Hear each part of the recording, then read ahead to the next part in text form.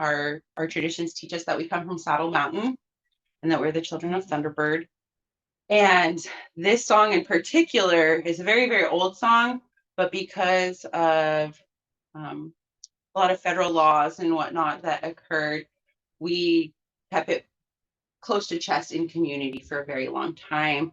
And on tribal journeys, we're canoe people, and on our tribal journeys, we decided it was time to share the song. And it's about Thunderbird wife and their child, the young Thunderbird. And it's a song about a mom and her child, and the child, because they're an extraordinary being, only part human, they grew up within a year. And so, like, we're talking about 1 year it takes to grow up and to know the things. And there's a beautiful dance that goes with it. We have all of the women in our community come out on the floor with our sons, and we dance it together. And it's a long song. There's 5 rounds, and we're going around these giant floors dancing with our sons, and the sons are in the middle, and the mothers are all on the outside dancing and protecting and watching their sons grow up. And so I just wanted to share that with you because it is a very beautiful song. It's a very beautiful dance. Has really important meaning. And for me in particular, I gave birth to my son, my first son, at the exact same moment that we brought this song out onto the floor during these tribal journeys. And so it was bringing me into motherhood is what created that as well.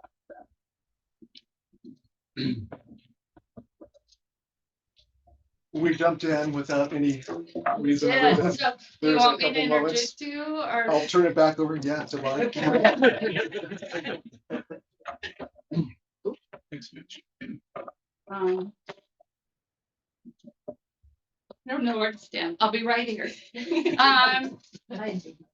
Okay, I'm hiding behind Susan. So I think that was a beautiful introduction. But now I'll share a few pieces of information about you.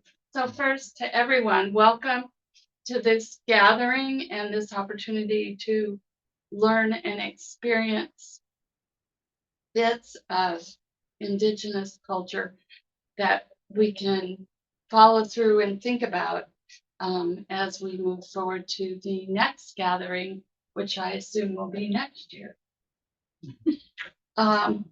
So you've met, but maybe let me introduce Andrew Drew Viles, Dr. Andrew Viles, who likes to be called Dr. Drew, right?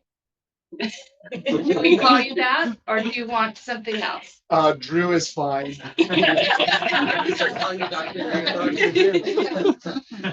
He's from Eugene and is a traditional basket weaver and storyteller who focuses specifically on Gayu. Am I saying that right? Gayu. Gayu. Which is a Siletz cradle basket. And weaving cedar bark hats and telling the stories, the traditional stories of the Siletz people. Dr. Drew is the instructor of language, literature, and communication at Lane Community College, and he learned from his elders how to weave traditional baskets and carve canoe paddles, as well as how to gather and process the natural materials to do so. And from reading a little bit about you, it seems like you are very focused on preserving language and the importance of language to a people and to knowing who we are in the world. Is that correct? Yes, that's been a endeavor. That's a family enterprise. That's something we're devoted to. Okay, so thank you for being with us. Rachel Cushman is the direct descendant of the Clatsop chief Wasilta. Good job. Wasilta. Oh, good job. And she is a primary, or he, correct? Primary negotiator and signer of the 1851 Tansy Point Treaties. She is the duly elected secretary treasurer of the Chinook Indian Nation Tribal Council. She loves paddling, singing, dancing, weaving, sewing, beading, cooking, and quill work, among other things like negotiating, really important things. So while Rachel has deep connections with the Nicanacan Basin, she currently resides in Eugene, Oregon, where she's working on a PhD. Good luck with that. Thank you. But frequently visits Clatsop territory for both vacation and tribal meeting. Yes, and when I was reading a little bit about you, Rachel, I was struck by what you said, that we're still here. The Siletz people are still here, and I think that people. oh, It's okay. okay. Well, we all make mistakes. So sorry for that one, but it's something really important for us to think about because sometimes we forget that. Yep. So Thank you. thank you for being here. Thank you both.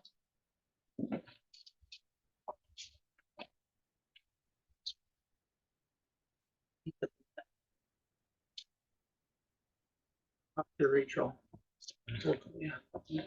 Doc Fish. We flipped a coin. Did I win or did you lose? You won. Both. Rachel wanted me to say a few words first, and then we're gonna kind of tag team the Yeah. presentation. My thanks go up to Watt Childress, a new friend, the library here in Cannon Beach. There's Arts Institute that has worked to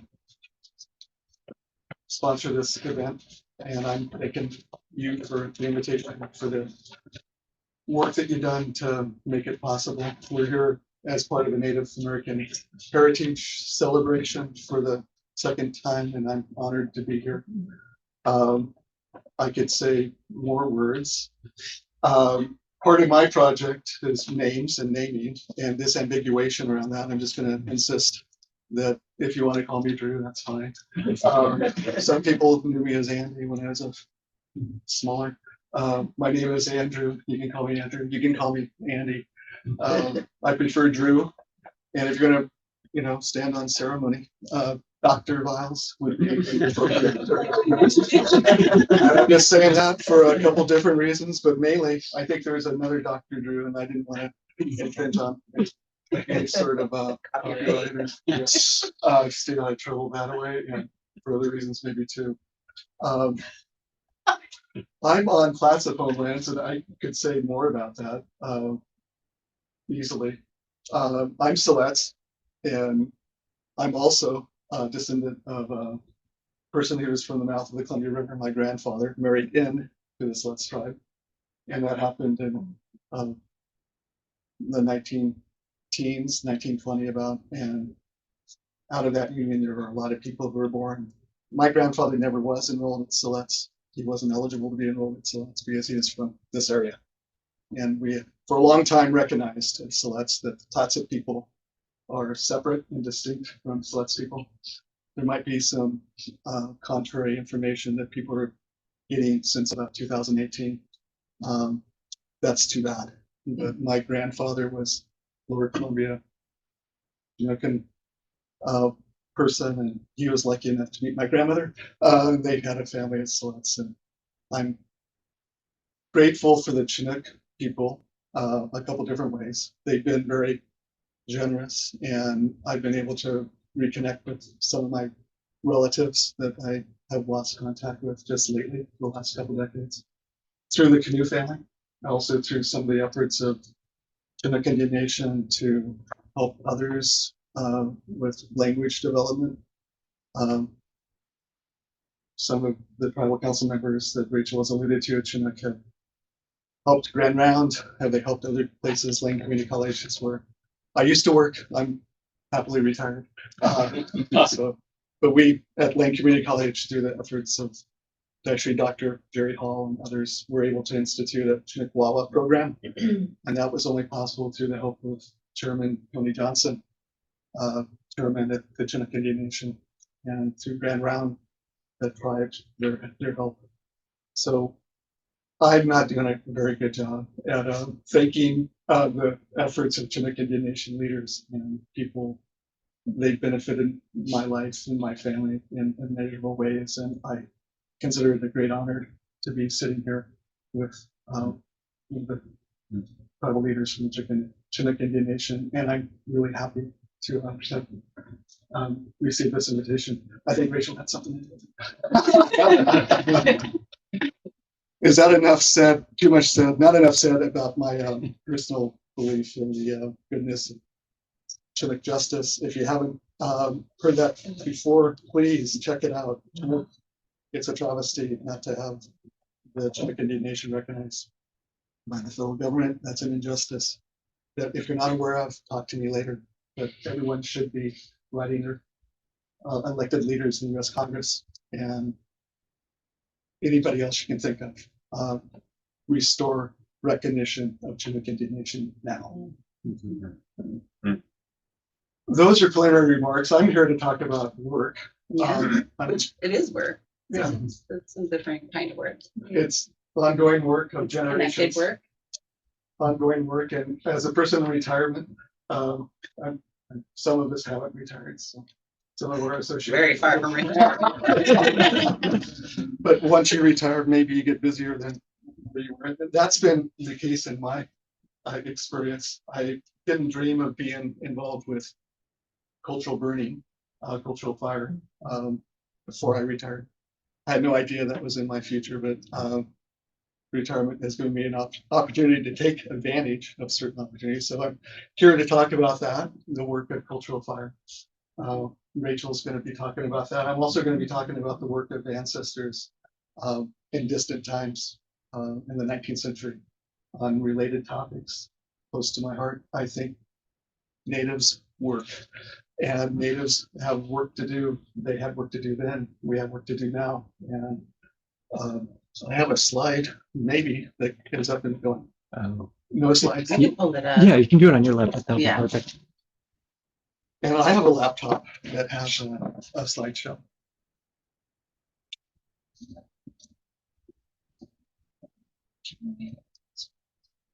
I actually already had it up because I was looking at it last time. Oh, wonderful, Rachel. Sorry. There we go.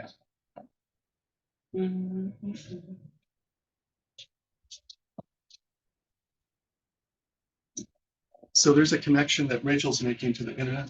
And is there a connection we can make to the audio video system? Is that already been made? Yeah, we're just gonna go through the camera for this one today. Yeah, so it is only slides like this. There can't be a slideshow. Yeah, you only sent PDF.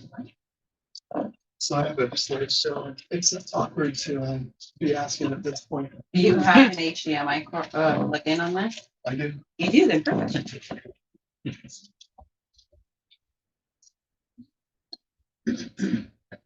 Is that it? Yeah. I love your ThinkPad. Yeah.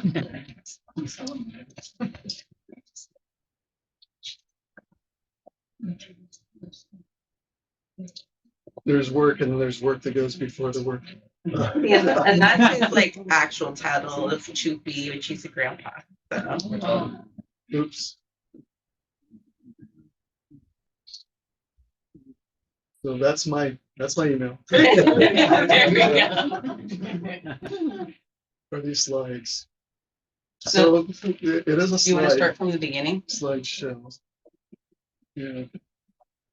So we're reconnecting because I don't have internet connection. Oh yeah. Is it- I might want to get internet connection. Is there a Can beach Wi-Fi. Yeah. like Okay, let's do this. Well, we don't have to see all of your stuff. yeah?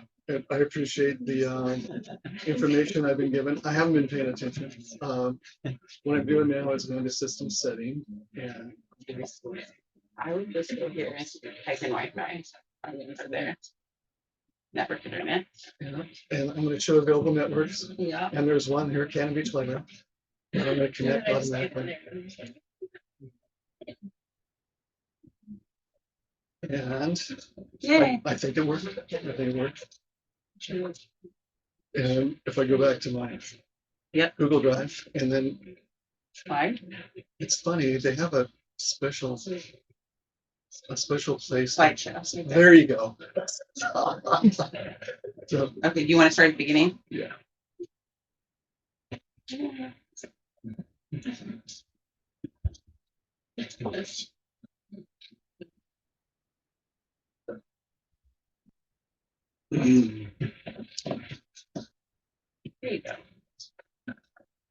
That's the topic.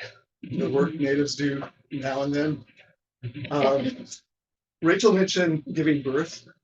Is that an ongoing work in my family, the generation? I'm remembering my family, and we've been here for a long time, and we have been generating successfully children, and it's that sometimes not to be taken for granted. A lot of people can trace their ancestors back to one person. That's Siletz. That one person hadn't survived, that family would have been gone, and a lot of families are gone because of that. So it's not to be taken for granted that there's women who are able to survive into childbearing years, who are able to bear children. What do you see in the picture? It's not only a mother, it's a grandmother. She raised it. Isn't that beautiful to think about a woman who's holding her grandbaby? Oh. I'm glad someone's paying attention. Oh, Lordy. There we go. It's a better shot. Okay. So yeah, a woman bringing a grandbaby. So that's the work that's been isn't oftentimes ignored. I don't like to ignore that. I'm recognizing that. The work that goes before the work, maybe. You've heard the word Gayu. That's what I would call that. That's a cradle basket, and that baby is spinning their infancy in a cradle basket. And that's what I'm talking about, is the work to get to that work of holding that child in that cradle basket. Here's the same grandmother, and what do you suppose she has? It's a bunch of beautiful sticks. And you remember the cradle basket, those are hazel sticks. And she started at least a year before her grandchild was born to go out and get enough sticks to make a basket. Did she get enough sticks? I think she did. Beautiful sticks, beautiful family. I wish I could claim them as relatives or Siletz people. I can't. They're Yurok people. That's Margot Robbins and her grandchild. Yurok, as you'll note, is down here. That's Northern California, Klamath River. They're up the Klamath River is where those hazel shoots were brought out, and that's where that baby was sitting. That's where Margot Robbins is from. Why am I talking about Yurok people? You could go and learn more about the Yurok people if you go and join to be a member of OPB Passport. It's easy. You just have to donate. I didn't. My spouse did. So I have access to Fire Tinder, which is a film that will talk about Yurok and fire and the way Yurok people have held on to the tradition of burning for hazel and for other purposes. Hazel requires fire to generate. Without fire, hazel doesn't generate well. So for the propagation of hazel, so that hazel can bring forward sticks, it needs fire. And that relationship has been long-standing and not forgotten in Yurok country. And they have been helping other people. They've been communicating their success with that. A lot of different means. Here's one way that you could easily go and listen to Margot Robbins talk about a couple of interesting features. They never did forget how to do it, even while people were being killed for doing it. If you were burning at a particular time in Northern California and someone happened to come along, you could be shot for it if you're indigenous. Has that changed a bit? If you are now out burning, people will come and they might not kill you, but they'll arrest you and throw you into prison. Margo talks about that. and a lot of less gruesome or is it gruesome, sad details around Hazel and the relationship. Yurok people, even though they're not my people, they don't call it Gayu. And I wish I could tell you what they call it, but we have cradle baskets at Siletz too, so it's not that far afield. Elizabeth Azuz and Margot Robbins are part of the Yurok tribe. They're wonderful basket makers and matriarchs, cultural bearers, and they headed up a program so that such sites can be photographed. This has been happening for a long time. The Klamath River is here. Here's some smoke near the Klamath River that was brought to the land by Yurok people. That's been going on for millennia. And because of their efforts, photographs like this can be taken now and not used in evidence at a criminal trial. They've started Cultural Fire Management Council.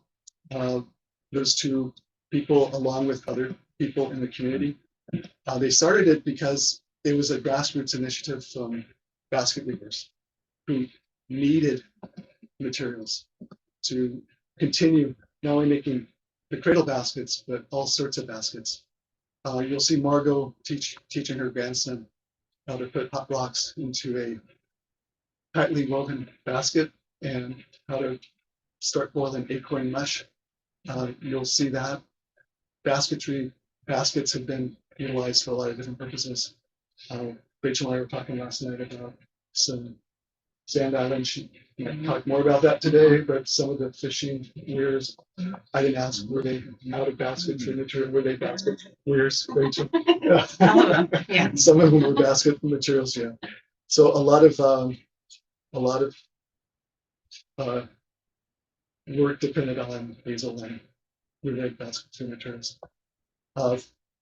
Do I have much to say about Yurok? Yurok the Cultural Fire Management Council started with the express purpose of supplying cultural items, including hazel, to basket makers in the community, and also other foods. Also, is hazel also a food? It is.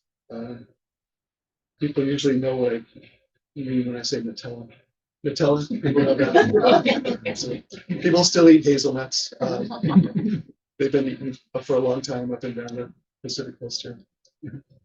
In addition to setting up the Cultural Fire Management Council, they took a step further, and there's a TREX program that didn't start at Yurok, but Yurok has embraced it. So TREX is a way to train fire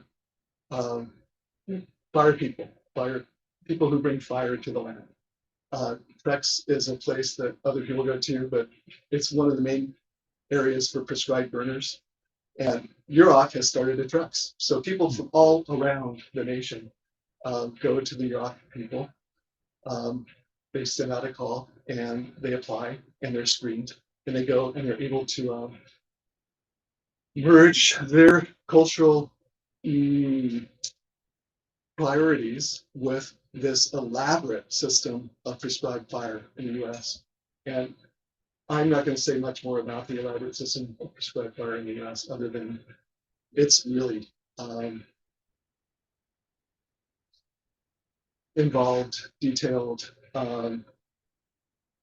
That's not getting to it. What's the word I want to use? Militaristic. Maybe that's better. So there's people have been trained around fire for a long time. Chances in here.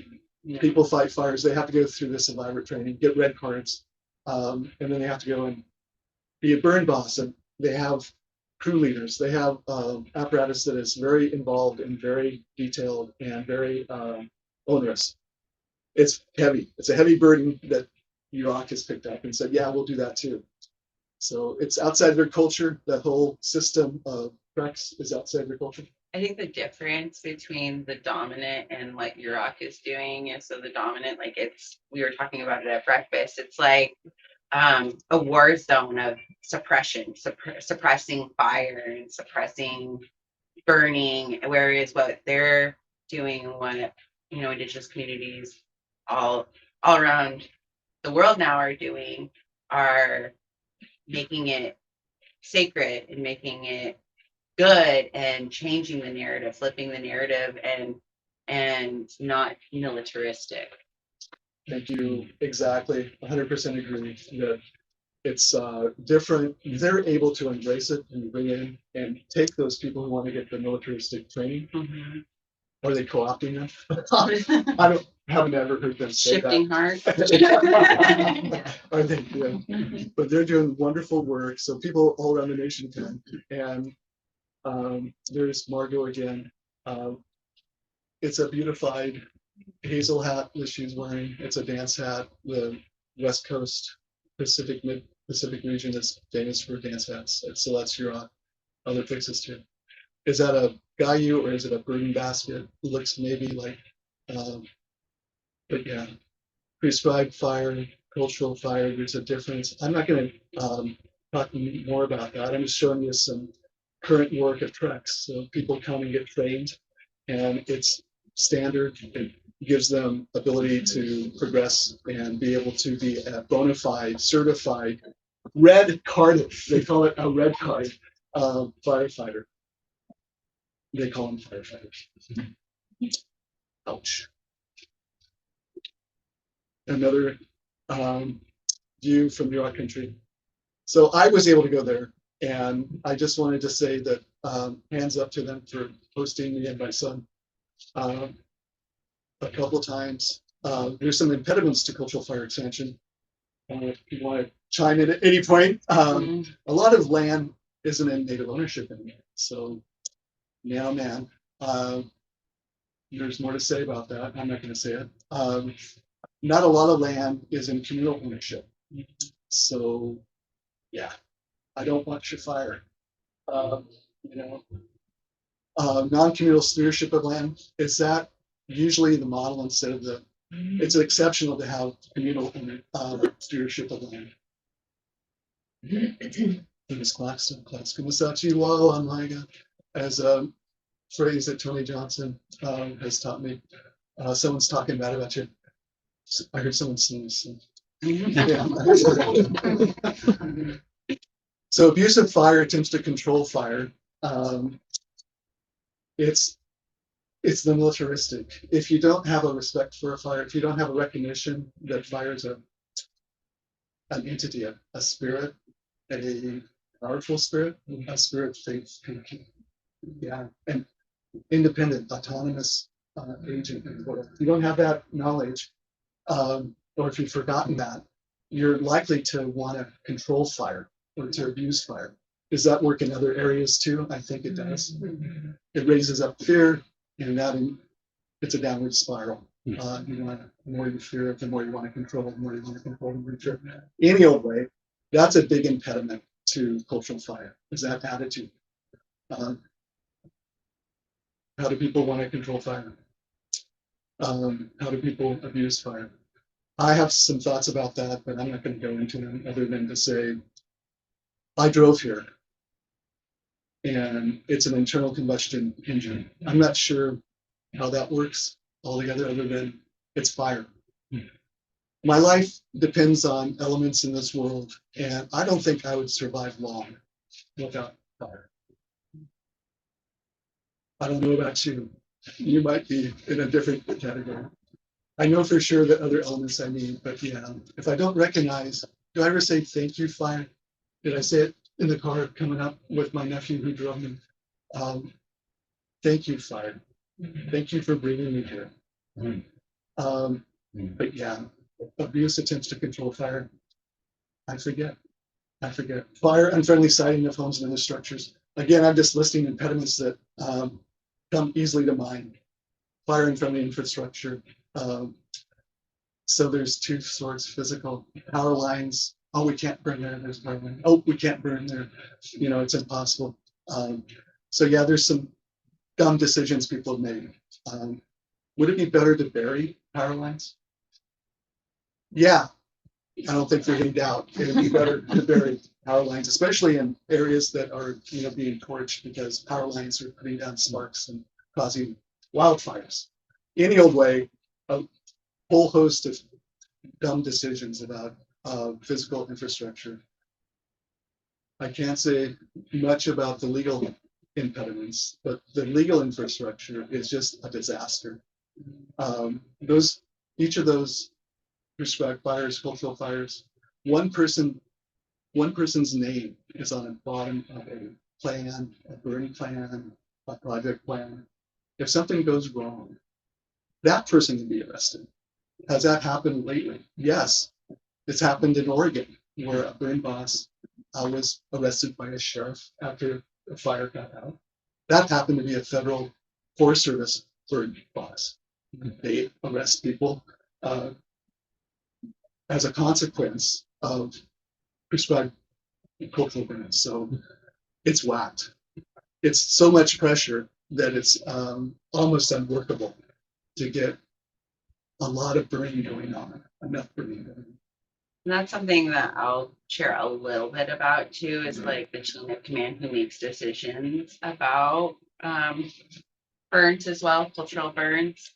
There's a lot of T's to cross, I's to dot, paper to exchange hands with different individuals, contingency plan meetings. Like there is so many steps that you have to go through to make sure that you can even ignite.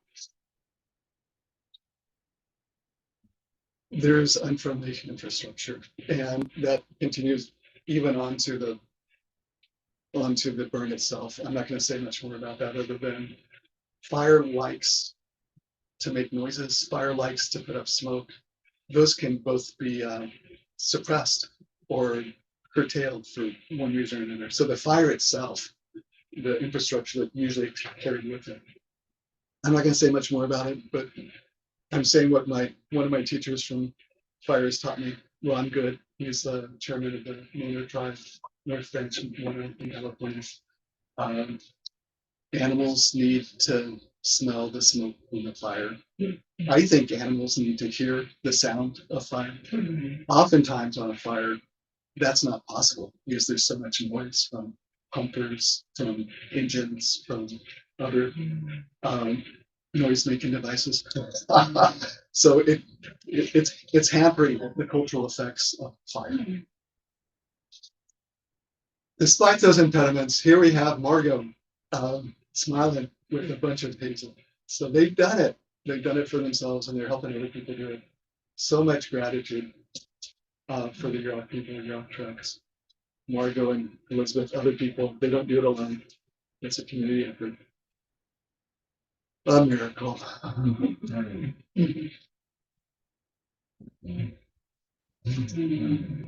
Is it a miracle? Is it a miracle?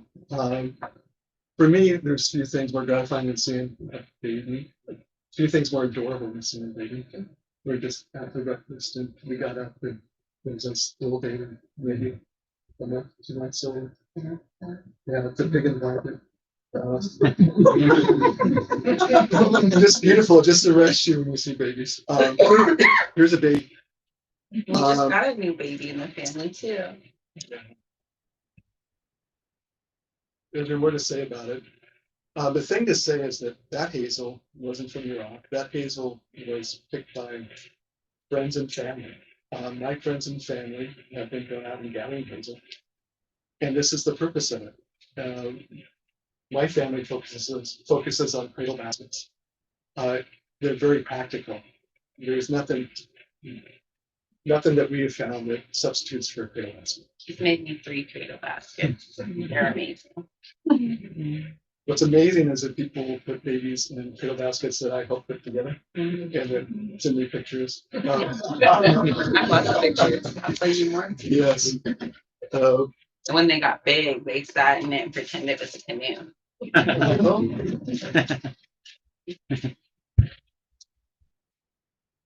The story of our cradle baskets come from this place. We're in Cannon Beach, Clatsop territory. This is Road River. This is my ancestral. I have a grandfather I have his wife traced her ancestry back to the mouth of the Road River. And is there more to say about that? according to our creation story, first woman and first man had 16 children, first boy, second girl, third boy, and so on. Half of them went to the north of the Rogue River and half to the south. So that's the center of creation, that picture I just showed you at Gold Beach now.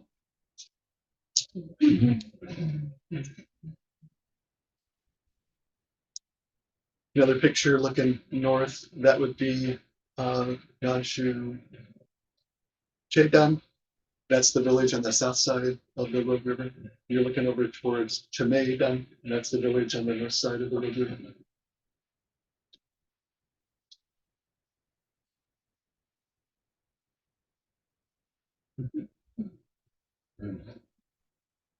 I can't insist enough that it's a family enterprise. It's a lot of work. You got to start a year at least before to go out and gather the hazel. At Siletz, we also use spruce root. That's distinct from the basket you saw at the first. The weavers in the left, they were all hazel shoots. Warp in the left. Don't work on the left. We warp in the left. With us at Siletz, we use spruce rather than warp in the left. You call them weavers. Yeah, Instead of I call them spruce. weavers. So a child is born. This is the creation story. The first child, the child is born, a boy, a fine boy. And the woman makes everything for the child, a cradle basket too. So they've been there from the time of first creation, these cradle baskets. This has been going on for a long, long time. This changed my life. I was up outside of Eugene, and I've been making baskets. My family and I had devoted our efforts to go out and harvesting hazel shoots around the Eugene area. And I'm not going to go into that other than to say we found some places, you know. We're not owners of land, so it's hard. It's hard to find hazel. I've been out for 2-3 hours. I've worked and I got some hazel. Some of it was big, some of it was little, some of it was long, some of it was short. Mostly it was kind of not really thin, not non-tapered. You don't want sticks that are stubby. You want them long and tapered so that you can use them. You want long, slender sticks without any shoots on. So Relatively straight. Relatively straight, yeah. And I've worked and worked, and it's beautiful out there. It's spring, and I enjoy it. I enjoy the work. And for some reason, I was out alone, and I got a text from a friend, and Chantel sends me a photo and says, "Been out harvesting for a couple of months."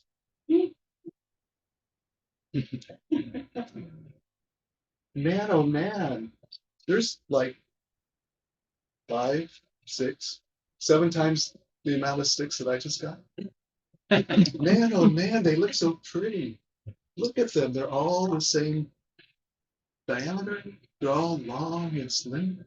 Wow. They came from a place that I learned was the transfer station. And they came from a place called the transfer station because Chantel had gone to Yurok Treks with Joe Scott. I haven't introduced Joe yet, but I will. They clued me in. This is the hazel when you burn. This is the hazel that comes up after you. And I became a convert to cultural burning at that point. Of course, that's what you do.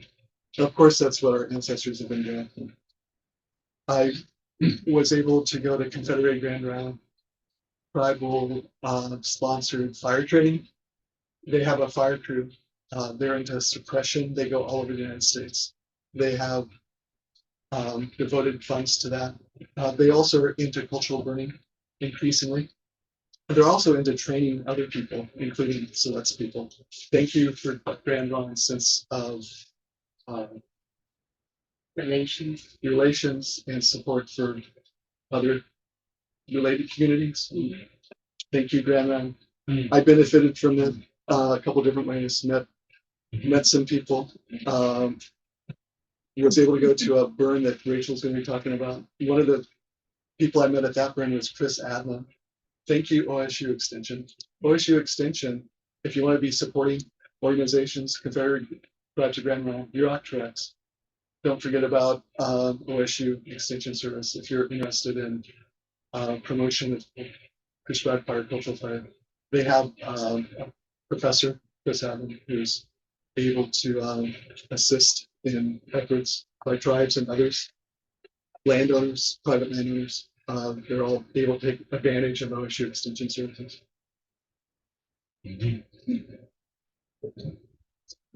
I mentioned Joe Scott. Joe's here. He's part of the Traditional Ecological Internship Program and all-around fire practitioner. He's Siletz.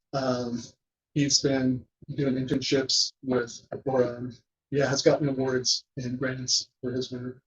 He's an artist, and he has been associated with Longtown Watershed Council through this program he runs, and has been helping promote and educate people. Do we want to take a break and maybe show the video from the Snowfield Oak fire? Excellent. So this program that he's talking about, the Traditional Ecological Inquiry Program, my son is actually an intern, and I think he's out running about still. But he has been participating in this, and I might share some of the stuff with you that he's worked on. But he actually won the school science fair this last year for his work with cultural burning and oak release, the oak release work that he's done. And does anybody know what oak release is? No. Okay. So a lot of our oak savannas, because of fire suppression, have disappeared in the region. You see conifer forest growing in and taking up savanna and choking out the oaks, making it so there's less light, the oaks get sick, the acorn production for food is not as good, the hazel that grows by the oak is not as healthy, you don't have as straight as shoots, you don't have these long slim ones, and those savannas are disappearing. And so as part of his Traditional Ecological Inquiry Program, he has adopted an oak tree, a very old oak tree that pre-fire suppression had been burned by the local Calipuan community. It's right outside of the oak savanna he's working with, is right outside the Eugene area along the Rain Highway.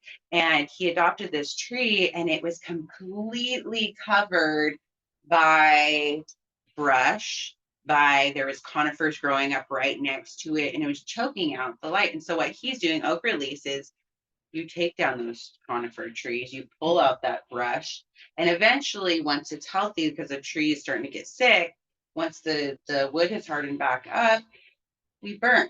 And so once we're able to burn, which will be still a ways out because he's only been working on this project for about a year, is, the hazel that's growing underneath it will be able to be tended better. The oak will actually start producing acorns again.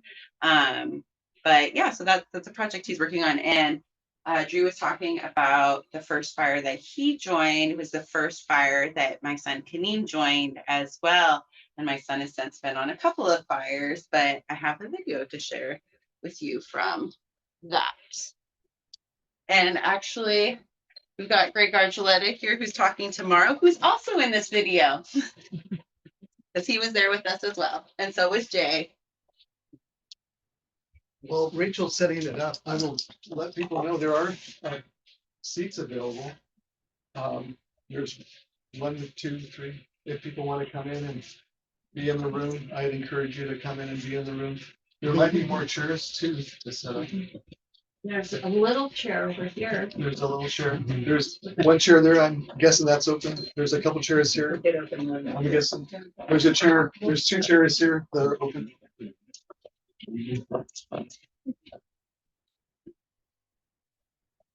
Cultural burns are burns for cultural purposes. Fire is meant to tend cultural resources, first foods, The materials that we use for our traditions, basketry is a really good example. And a really vitally important part of it, when it's cultural burning, is that we're here as a community. That elders are here, that youth are here, that our young people and tribal members take leadership and are really our future culture bearers. So this is us passing that culture on to them. Fire is a really important ecological component of the landscape. It, first of all, it reduces the competition that the oaks might face if all the vegetation was allowed to grow. And it also is really important to reduce the incidence of the acorn weevil burrowing into the young acorns. And so it will be a better harvest for tribal members when they come back in the fall. It's my first time witnessing a cultural burn. And I'm excited to be here because in addition to the ecological benefits of fire, there's an incredible amount of cultural importance to this fire. The way that fire has been suppressed through the ages and the way that fire is sometimes cast as a villain. And, there are dangerous fires, but fire is also a partner. Fire is a important part of the culture of people that have lived here since time immemorial. And to bring it back to this land, to this piece of Savannah, is really exciting.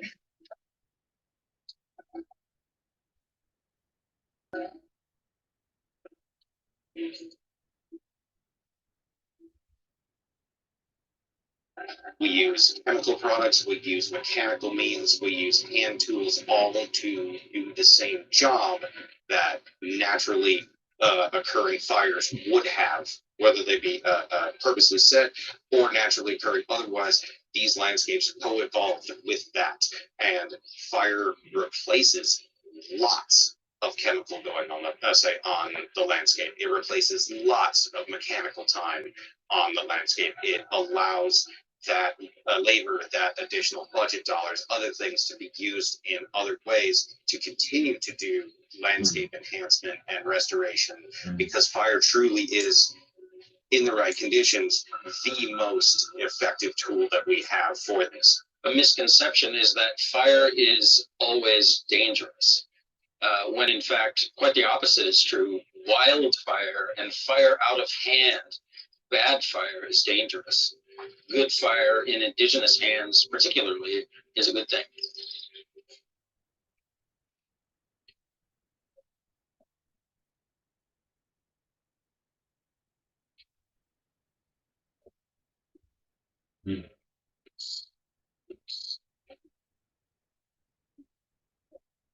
It's my sign.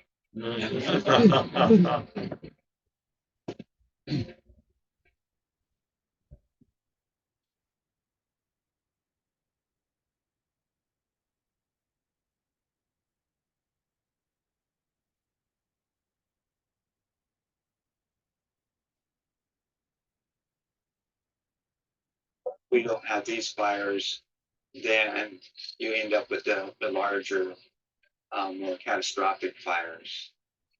So I think this is kind of a good example of how these smaller scale fires are able to help prevent those. And that is done through these landscapes where we would traditionally burn, so that the burning ongoing, so the brush doesn't build up, etc. It helps the trees here, bugs and things like that, critters that infest the acorns. So it helps healthier acorns and oak trees. They build that resistance to the fires and can deal with it a lot better with those ongoing fires over time. The fires around here were set by women essentially, and up in the hills, and they would burn through the prairies about the time when tarweed was ready to harvest. The seeds are ready to harvest, and tarweed has a very sticky substance, and so the fire would burn off the sticky film, the tar, and roast the seeds. So the seeds would then be gathered by tribes. They used what we call baskets and baskets to bat the seeds into the basket, the gathering basket, and then tribes would process those seeds, probably grind them up into flatbreads or ingredients for soups or whatever. The fire then, at the same time as clearing land off of the extra dead matter, would then begin the process of turning those seeds into food.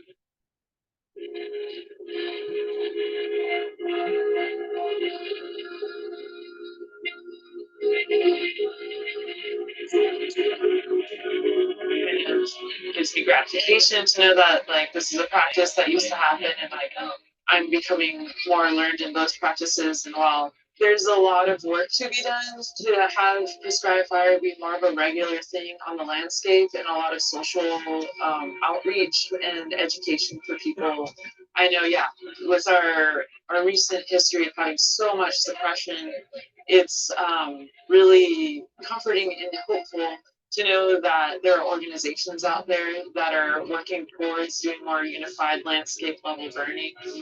And not only that, they're including tribes and they're including Native people in that work. And I think that's like one of the most critical steps. We're in a position where certain agencies or people within agencies are seeing the need for prescribed fire. And getting track of people back up on this is it's a big difference for everyone. It's really building capacity and being able to pass this on to the younger generation and carry out these traditions is really important. I need to be more active in learning how to put fire back on the land. There's opportunities that I have in my life. I'm grateful for to help with that, to return fire to some of its place. And part of it is my knowledge of Hazel, and Hazel likes fire, and I want to help with that connection, reestablish that connection.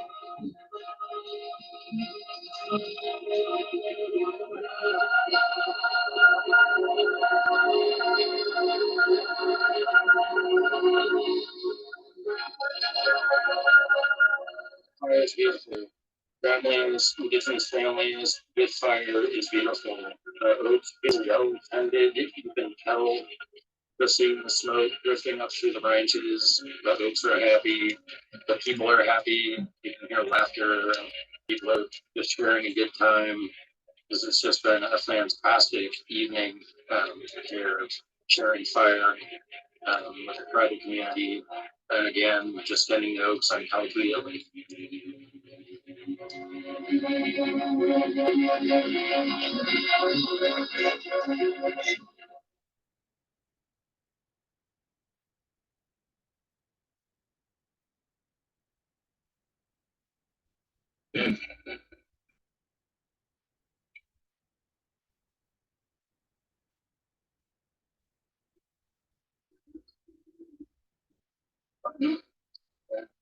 Very nice.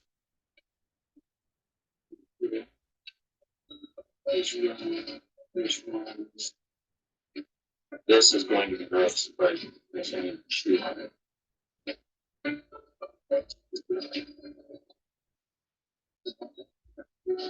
There's one. An acorn that has been eaten on the inside. Seal that. That is bug waste. I don't see the actual plant. One thing's for sure, and that is that the little pile burn areas where we burned the litter are just a blank slate where all of the acorns are just real visible there on the ground. If you were picking acorns, it's what you'd look for is flat ground that was clear. Yeah, it's accomplished one of the key components of cultural fire around oak trees is just making it easier to pick up the acorns. Acorns that have grubs in them that are, the grubs that ultimately become acorn needles. Those acorns are on the ground. A lot of them are right now. The ones with holes in them. The first ball is the ones that are fully formed or just have just didn't develop properly. Those ones fall out of the trees right now. So that's a lot of what you're seeing. There's a lot with bugs. There's a lot of poorly formed ones, and a fall burn later this fall would take care of those. It would burn up all the grubs. It would again interrupt that life cycle. And I think if you come back and you burn in the fall, you accomplish that. And then I think if we come back and burn next summer again, will really start affecting the production of the acorns here in a good way.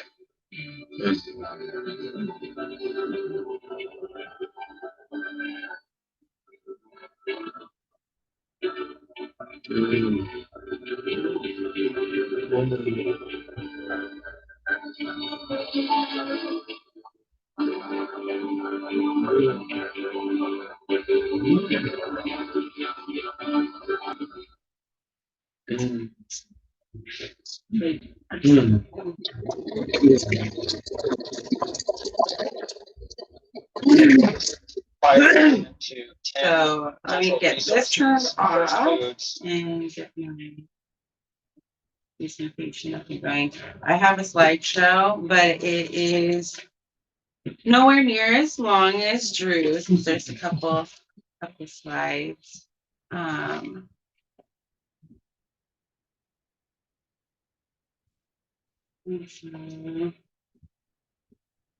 Start with, where'd you go?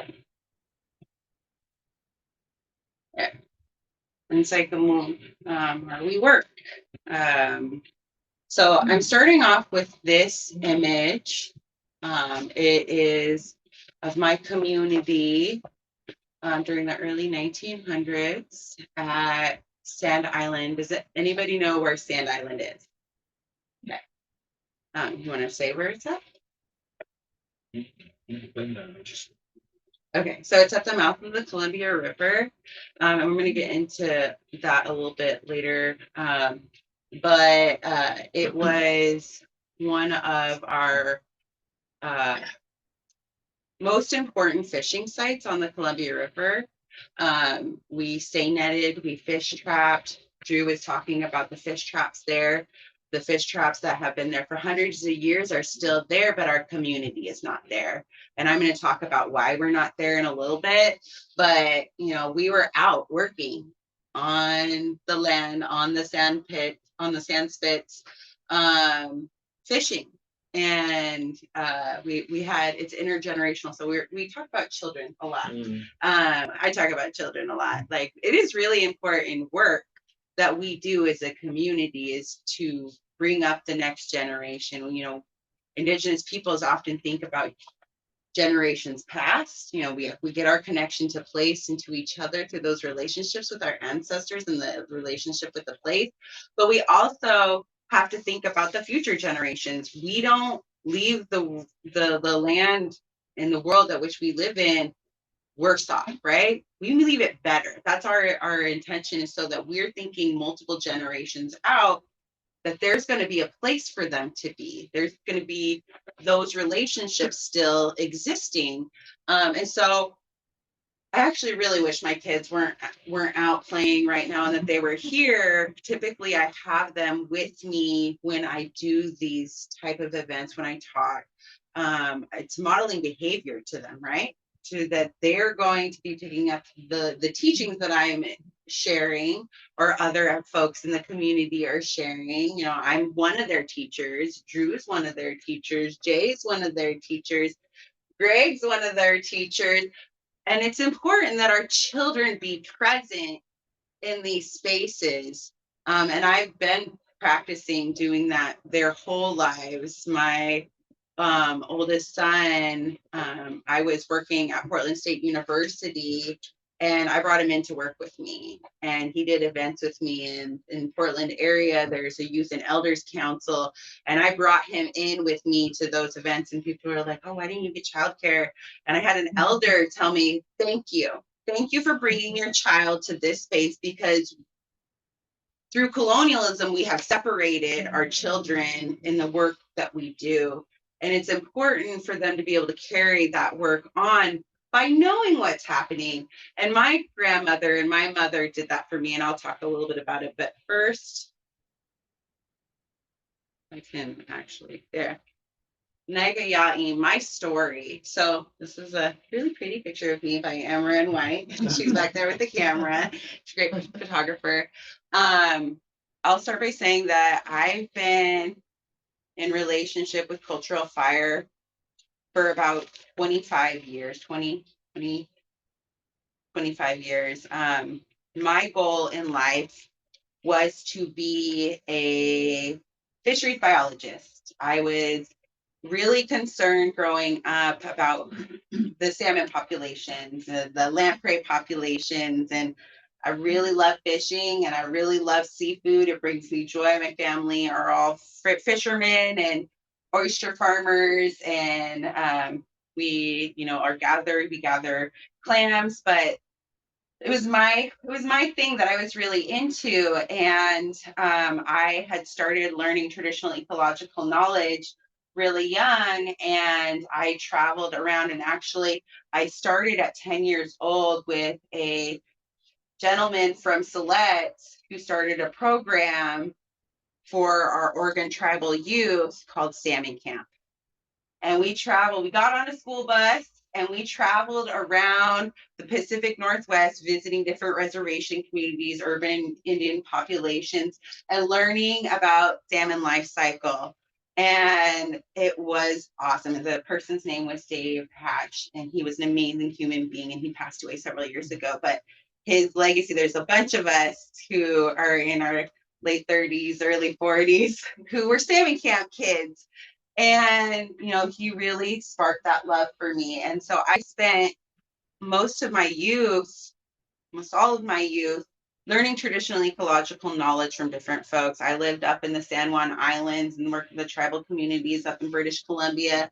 For a while, I lived in Eastern Oregon, Eastern Washington, working with Yakima and Warm Springs. I lived down in Northern California for 2 summers with the Yurok, Koopa, and Karuk people, learning traditional fires and also cutting lines for elders' homes. And that was my jam. I was going to be a fisheries biologist, but I wasn't going to do it as the academy told me that I had to do it. I was going to be thinking about it as a holistic approach, bringing in traditional ecological knowledge, because you can't have unhealthy forests upstream and have healthy streams down below, right? That's just not possible because they're all connected, right? And so I was doing that, and actually at 15 years old in 2002, I was an apprentice for the Northwest region's topmost fisheries biologist at the Bureau of Indian Affairs. And I sat in on biological opinions, and I got to, do fish DNA analysis and work with Columbia River Intertribal Fish Commission. And I got to travel and do some really cool activities. And during that summer, my tribe lost our federal acknowledgement. And my life was upturned and it was changed forever. And so instead of focusing on science and fisheries and traditional ecological knowledge, I still did that, but then I had to turn my life into lobbying and fighting and learning to speak at events and talk on behalf of my community and be the leader. And so my life has been focused on advocacy, right? Fighting for justice, but it's also, I love the environment. And so I find any way that I can, I connect the two. And so right now I am a doctoral candidate at the University of Oregon, working on Indigenous race and ethnic studies PhD. I am a published scholar. I'm going to read you one of my publications. I try to talk about sovereignty and the fight for sovereignty and Indigenous justice and environmental justice together, because they're not inseparable.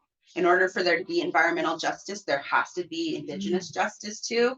I travel around the world talking to folks and working with Indigenous populations about this. So like this last spring was down in Brazil, working with Indigenous women leaders down there, working on land reclamation down there, working on traditional cultural practice, land stewardship down there, talking about water rights down there. And so that's me. I'm a mom, the most important job that I have, the most important work that I do. But I just wanted to share a little bit about me. And now I'm going to tell you about Nika family. So really quick, my people, Nika, Tilikum, and Saika Chinook Indian Nation, and Saika Klatsip, Kathlamet, Wakayakam, Willapa, Pilor Chinook. Usually I start off by telling you who I am. I'd actually just jumped right into our conversation. So so Rachel Cushman, I'm an enrolled citizen, hereditary and elected leader of the Chinook Indian Nation. And, it was earlier said that I get my hereditary status, my hereditary leadership from my ancestor Wasilta, who was a primary negotiator and signer of the Anson-Dart treaties in 1851. He is where that one of the people whom that leadership comes from, but really it's the women in my family. My leadership role has been passed down from the matriarchs in my family. Starting with my grandma Jenny, Jenny Lane, started out with Jenny Telzen, married non-European Joseph Lane. I'll get into that in a second. So Wasilta had 2 sons, and Joseph Lane was one of them. Wasilta's name on the treaty was not Wasilta. He did not sign his name Wasilta. He signed it Washington. And I'm going to tell you why.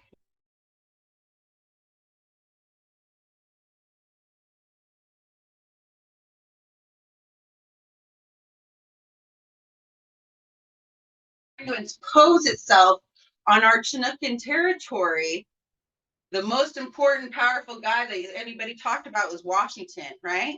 The place Washington. He said, if Washington is the seat of power for the United States government, I'm the Washington of the Clatsop people. And so he signed his name Washington. And then he had his son, Joseph Lane. And Joseph Lane wasn't born with the name Joseph Lane. It was a name that was given to him as he was older, because Joseph, by the time that the treaties came along, he was already, a teen. So we are given names, not just at birth, but later on in life too, and those names carry forward.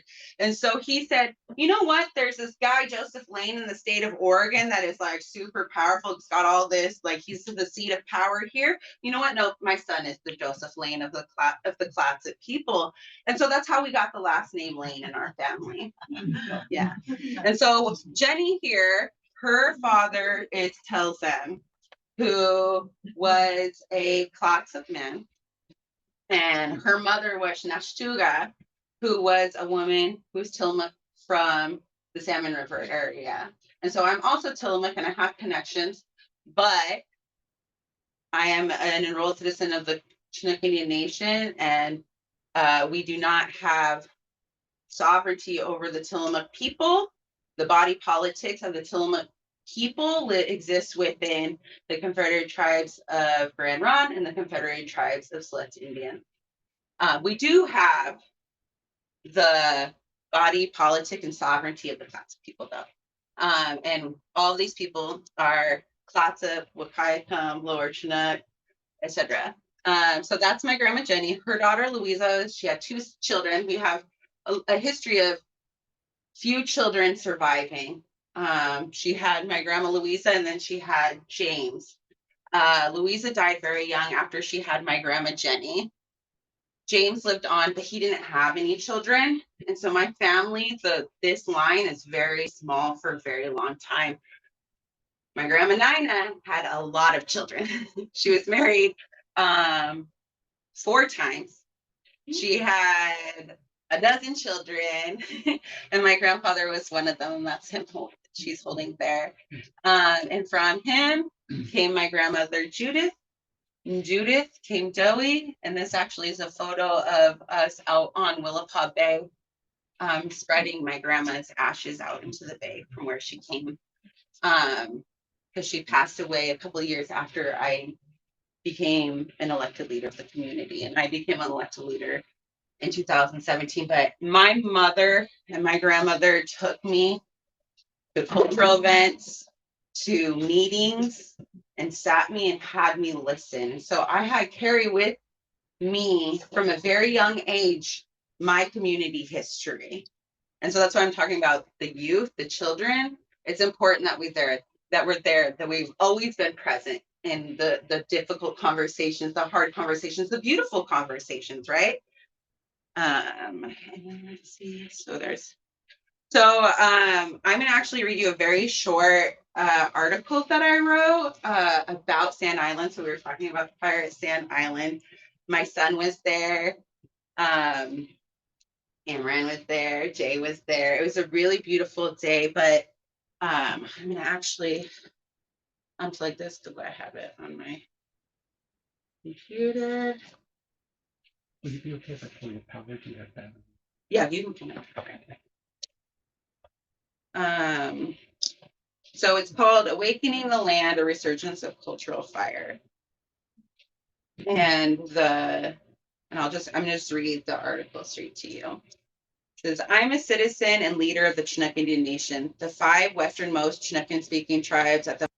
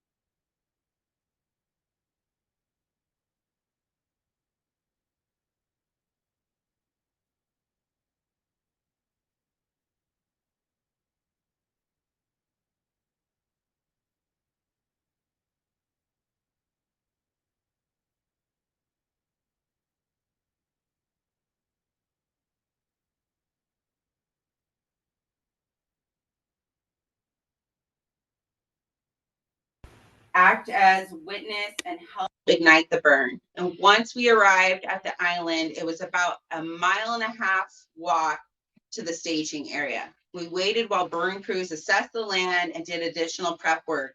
We held several contingency planning meetings where our partners respected our sovereign authority to this project. As the Chinook delegation leader, I had the honor of authorizing the plan. In the late afternoon, we walked to the burn unit on the southwestern corner of the island. We sang our welcome song and smudged before making the first ignition. 5 members of the Chinook Indian Nation, 4 women and a child, shared the honor of awakening the land with Uluk Please. So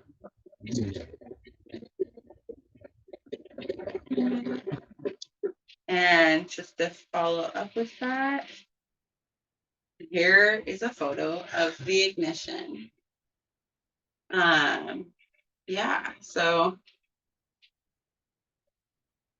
I know we've been chatting for a while now. It's about an hour and a half almost. And, I just wanted to share that with you, thinking about the chain of command that it takes to bringing cultural fire back to the landscape. It took a year of discussions of not knowing when the fire was going to happen because dates change like that. It's the conditions. How is the weather? What is the wind like? What, how dry is it? All these things come into place. We have to cut lines to make sure the fire doesn't get out of control. That day was a long day. We're like, oh yeah, it's gonna be like a 2-hour period. We'll get there, we'll get out there, it should be great. But the weather changed and it was a hot day and it was a windy day. And so we were out, we met up at like 6:30 in the morning, in Oahu. It took like another 2 hours before we got the boats all loaded and our crew and the ATVs, because you couldn't have an actual truck out there, a fire truck out there. So we had to have like these little tiny ATVs with water tanks on them. One crashed, but we worked it out. It was an intense day. We're like, oh my gosh, this is never gonna happen. We're gonna have to cancel this last minute. And and it was so beautiful because the children who were present, the elders who were present, they were just like, we're good. Let's do this. And we had multiple meetings. We had to cut some more extra lines. And ultimately, like when I say I had the final call, they're like, here are some things that could happen. This fire, whole west side of the island could go. Are you interested? Like, are you still interested? And I'm like, okay, because when you were talking about who's liable, who could be sued, who could go to jail if this gets out of control, and they're like, ultimately, Rachel, it's up to you to make the final decision. And if that is the case, my name's on this, my signature's on that. Like, but I want it to be you, and I got your back. And I will fight with you. Will you fight with me? He said, absolutely. And the wonderful thing is that little part of the island was the part where the Army Corps of Engineers was doing some construction work that was destroying our fish traps. And to stabilize the island, to make sure the shipping channel, capitalism, the most important thing. We don't care about they didn't care about the actual ecology. They're like, sure, if you guys want to do it. Like, they didn't really care about it. That's why it's grown out of control and the grasses were really unhealthy and the whole island's pretty unhealthy. They didn't care. So all of our partner organizations were like, we got you. Let's get Chinook in here and get this land healthy again. And I was like, if it got out of control, it'd be just going where they're doing the construction and ruining things. And they're like, okay, let's do it. And so we did it. It didn't burn all the way to the end, and all the construction stuff didn't get burnt up. But it was like making that call. Do we do this work? We spent over a year working on this project. We're all out here. We've been out here for like 8+ hours already. Are we going to move forward with this burn? And we did. And I tell you what, it was the most beautiful experience ever. It was very emotional. I may have gotten a little burned that day, not from the fire, but from the sun, because it was a hot day, even though I was wearing a hat and like covered up. But it was great to be in community with all the conservationist organizations who respected sovereignty, not because it was mandated, right? Because that's what a lot of this stuff is that we see nowadays is people, oh, we're mandated, we've got to consult with this tribe. But they're like, no, we want to actually respect your sovereignty and have you take the lead. And that is really beautiful. And then they did it because they knew what was right, not because what was dictated to them. And that's how I'm going to leave my section.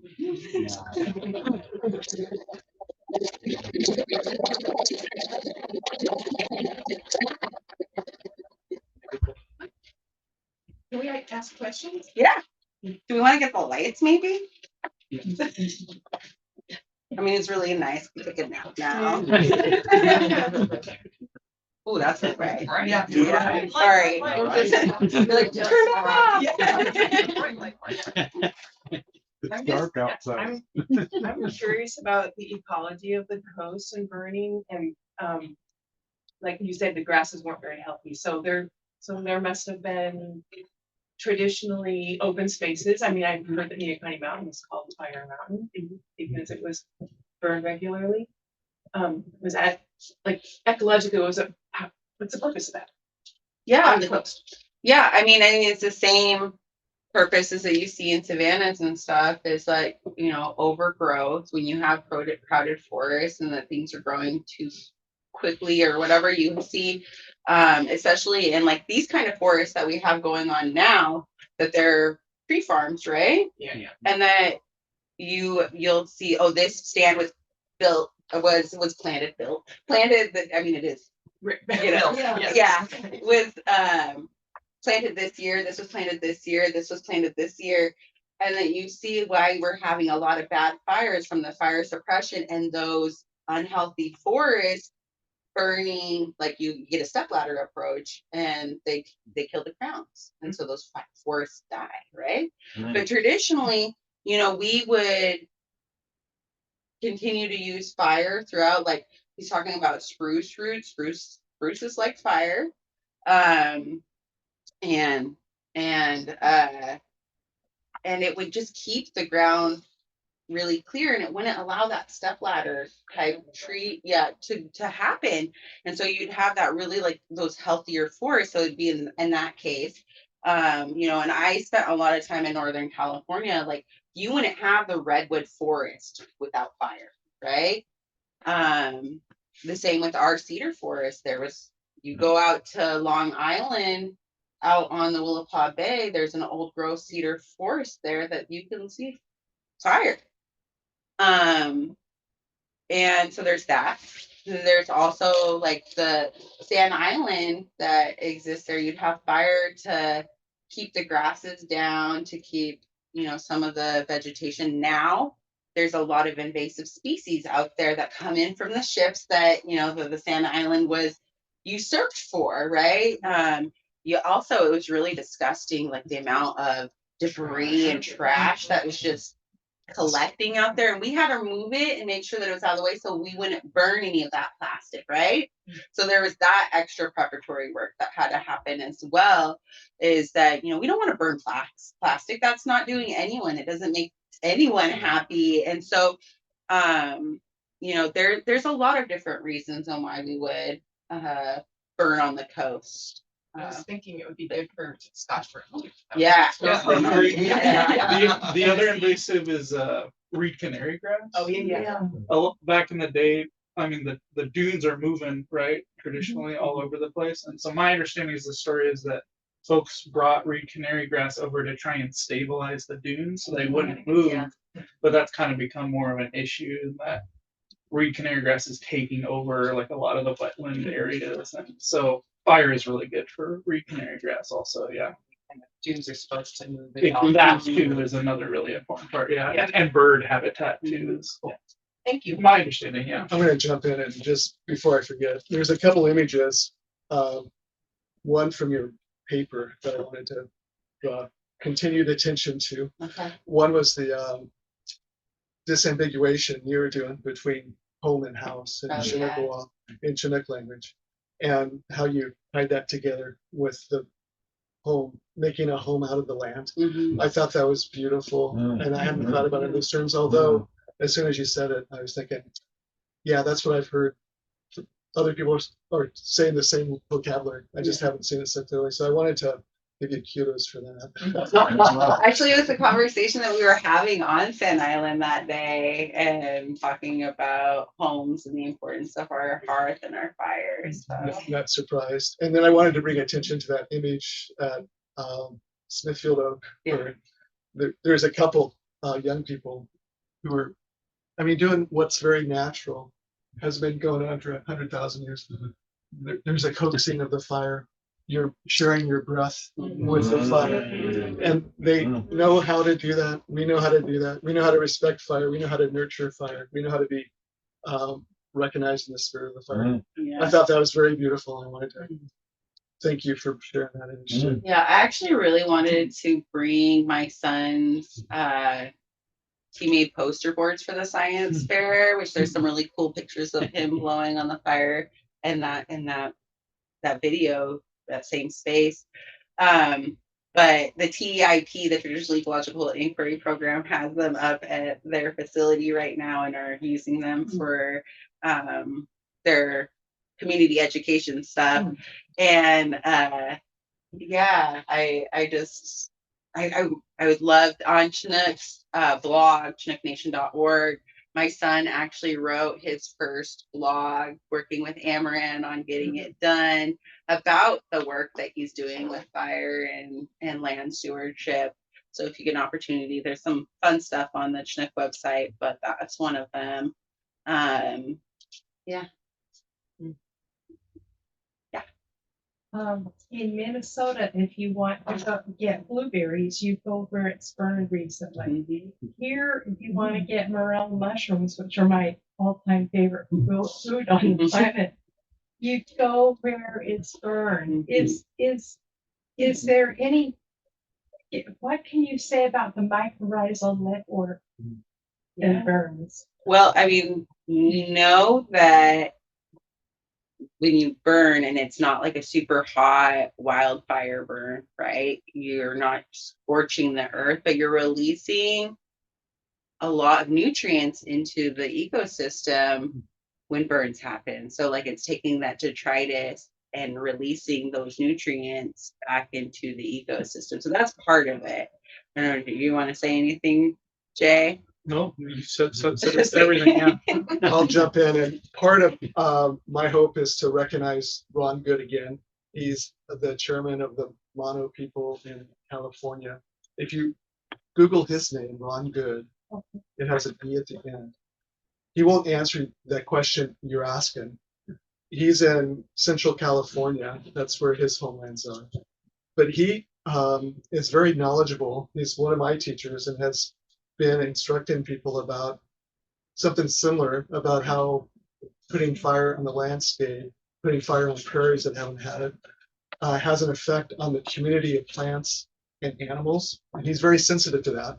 I'm sure that you won't find a direct answer, but you'll be able to see what he's doing and say, oh, I hadn't thought about all the interconnection, this of what fire brings to a landscape.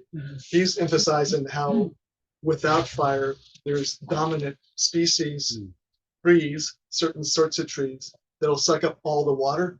And if you burn other levels of roots, the roots that don't go down so far will be able to access water and store water. So it transforms the landscape in that sophisticated way. It's the depth, how far the water goes, and which plants are available to store the water. Actually, you know, when I was 13 or so, I did a fire ecology project when I was living out in Warm Springs, working in the Warm Springs community. And you see Eastern Oregon, Eastern Washington, it's like juniper everywhere, right? It's just everywhere. And we see a lot of old creek beds that are dried up, right? And historically, they would go out there and they would burn out there so that those little baby junipers would die. Because junipers have like a really like deep root system that are like they suck up a lot of water. And that's why a lot of those creeks out there no longer exist, is because there's an overpopulation of juniper. And that's where actually I first started learning about fire and the importance of fire. And and I just that just made me think of it. I haven't thought about it in a long time, but I did a whole poster board project as a kid on juniper trees and the use of cultural fire. We have underpopulation of beavers. Yes. Yeah, that was my question was, what is the connection with beaver and fire suppression? Yeah, I mean, well, we see that the formal policy was fire suppression, and we also see mass extermination of beaver populations. They correlate, like, right? So remove fire, remove beaver. You have unhealthy streams, you have unhealthy forests. Beavers are natural tenders, right? And so, I mean, everything we're thinking about forest management, we're thinking about water quality, they're all interconnected and they're all connected with fire as well.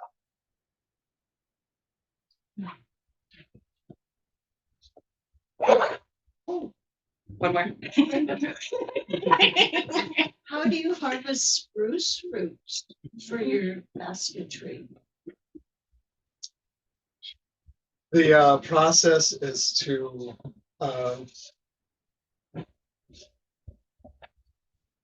identify places where I have access. So I'm not an extensive landowner. So first you got a place for spruce trees. That's easy because spruce is one of the predominant species in this whole way. So yeah, the actual harvesting, I'd suggest, depends on the topography. The longer roots are found in sandy areas.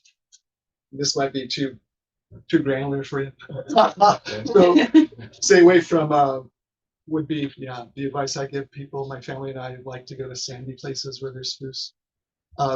Spruce roots are extensive underneath. They're pretty shallow, aren't they? The ones we get are shallow.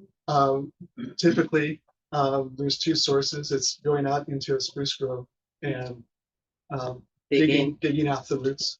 So you don't kill the trees to do it. No. That's a good question, and it comes up a lot, not only with spruce but also with Cedar. Yeah. So there are some practices that don't hurt. In fact, they are part of a continuing vitality. Yeah. Burning is one of them. Yeah. Burning has got a bad name. Cedar bark stripping maybe has gotten a bad name too. Not so much with spruce root. People have a recognition that the number of spruce trees in the area and the amount of roots that there is a excess, a superabundance. Is there a superabundance that I see when I go out?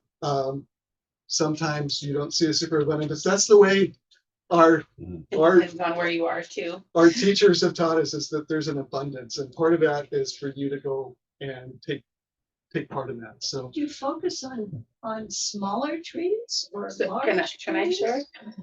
So like for our community, like one of the things that we try to do is after a storm, when a tree has come down or the roots have come up, and the tree is over, before they can be, harmed by all the stuff around it, we go and harvest them. And so we'll grab things from recently downed trees that doesn't cause any harm. But really we never take more than is healthy for the tree. So like when we take bark from a cedar, you take a hand and then you move on and you give thanks. And I actually have this really beautiful story with collecting cedar with Greg Archuleta when my sons were babies. My younger son wasn't even a month old. I think was maybe just a month old. My older son wasn't 2 yet, just about 2.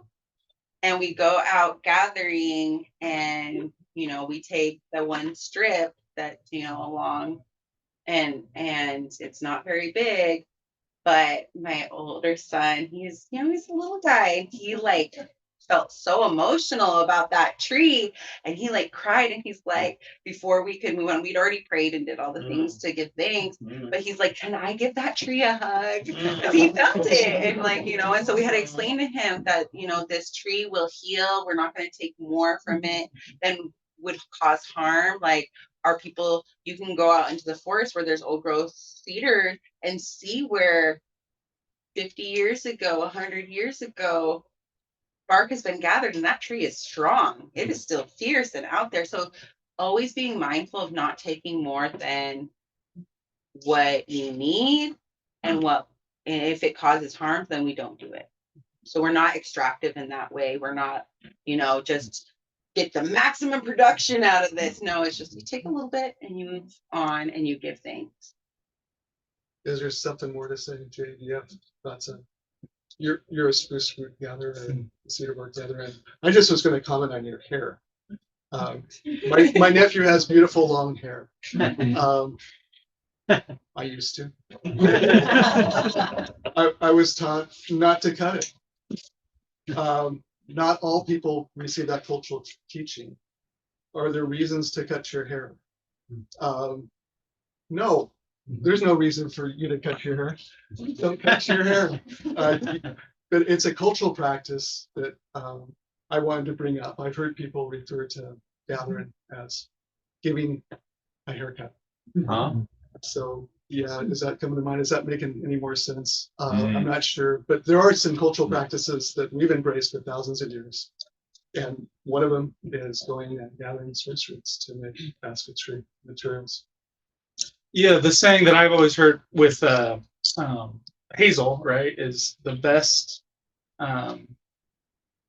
The hazel tree makes the good and straight when it's tended and when it's worked with and you have a relationship with that plant, but it grows even better when it's burned and when that relationship goes even deeper when people are burning it. And I think, yeah, I mean, I would maybe encourage you to check out Braiding Sweetgrass as a book, and she talks a lot about how her relationships more specifically with sweetgrass, but how when you're harvesting, you have a relationship. And a lot of times, she did an academic research too about a lot of plants want to be harvested. And when they're harvested, they grow back. It incentivizes them to grow stronger and better and thicker in that way. That's why you're deadhead. Right. Yeah, totally. And toppicing hazel plants is another. A lot of people can't burn, so they'll just cut it down, try and cut it every year so it'll grow straighter roots, is what I've heard. So, and that's kind of what I related to. I think spruce roots a similar way too, where you're creating an environment for it to want to grow more and grow better and be more adverse to Does Westselta have anything to do with Washington State being in Washington? I don't know. That's really interesting to look into. But I know that actually before Washington became the Evergreen State, it was the Chinook State. So should change that. I agree.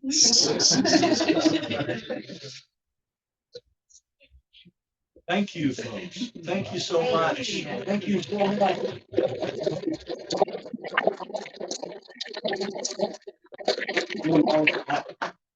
I want to say that you all model a kind of fire with relationship. That what you've shared with us today is deeply meaningful, and we need good fire. When I kept seeing the words cultural fire, cultural burning. Culture is fire too, in a way. It's big fire that we can manage it. God help us. We can manage it through learning these ways of you are demonstrating as you're sharing in this gentle, knowledgeable, thorough way that's deeply connected. Or we could just go on about our business and the wildfires will just continue to pop up. And so when you talk about all these different individual relationships that you're involved with to do this and relationships with groups, I'm thinking about how what you're saying about house and home kind of mirrors like city and community. in a way, or settlement, or well, that's maybe not the best word. But community is built on individual relationships and group relationships. Like what we're trying to do here in a baby way, with different groups in a community joining together to help acknowledge something that's already here.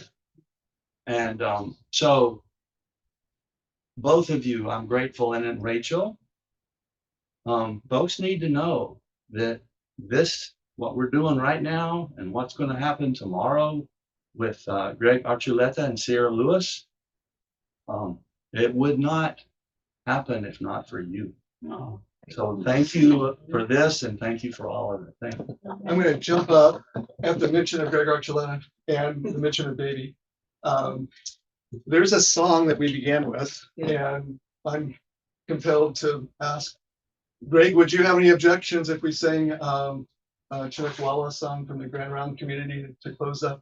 I was thinking it might be appropriate to sing the Tamala song, and Oh, I love Tamala. if you'd like to come and join us, you're welcome, or not, that's just fine. But if I don't hear any objections, I'll go with and sing a song that the Grand Round people have shared with the community. And if people haven't met Greg Archuleta, one of my teachers and one of my esteemed colleagues is Greg Archuleta from the Confederate Tribes of Grand Round, and has been really active in language preservation. He's doing a presentation tomorrow, and what time is that? 12 And where is that? at the At the Chamber Community Hall. Yeah, across the street, diagonally that way. Tumala, Tumala, Niga, Mukmanaki, Flush, Dewey, Tumala, Tumala, Tumala, Niga, Mukmanaki, Flush, Dewey, Tumala, Tumala, Tumala, Niga, Mukmanaki, Flush, Dewey, Tumala, Tumala, Tumala, Niga, Mukmanaki, Flush, Dewey, Tumala, Tumala, Niga, Mukmanaki, Flush, Dewey. Would you like to say a few words about this song? Just it's one of our elders and of a lullaby, and it's just tomorrow we'll do better. Oh. They wanted to leave you with today. So and the tune that we're singing it is a lullaby, but it was also sang out gathering, and have babies and they sing as they gather. So thank you. Wonderful. Thank you. You're here.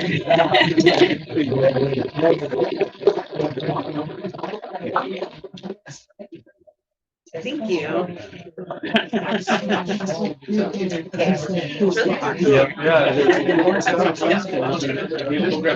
Just a reminder that at 2:00 we're going to be coming back, and we're going to be celebrating some more with Taylor.